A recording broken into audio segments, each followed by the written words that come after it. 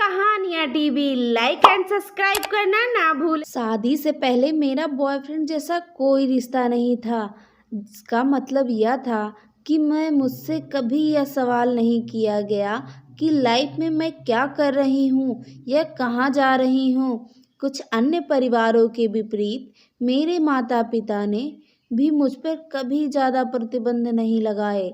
बिना पार्टनर के मेरी ज़िंदगी बेफिक्र थी, लेकिन जब मेरी शादी हो गई तो शुरू में मुझे अजीब लगा कि अब मुझे उस तरह की आज़ादी नहीं मिल रही है।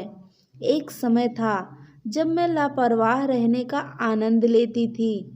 हालांकि मेरे पति हमेशा मेरा ख्याल रखते थे और मुझसे भी यही उम्मीद करते थे कि मैं उनका ख्याल रखूंगी।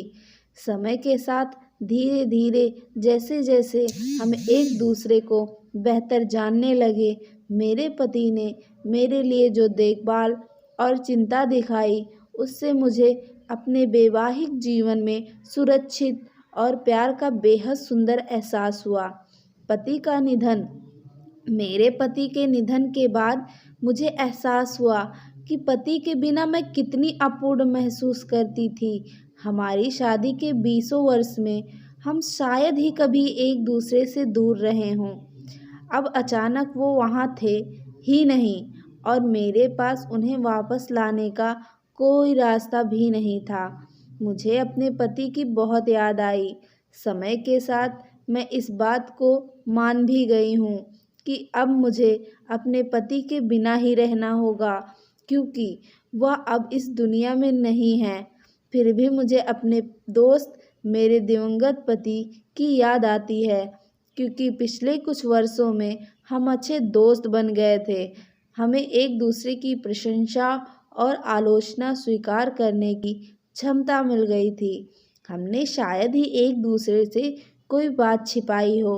समय के साथ मैं यह स्वीकार करने की कोशिश कर रही हूँ कि मैंने अपने सबसे अच्छे दोस्त, मेरे दिवंगत पति को खो दिया है।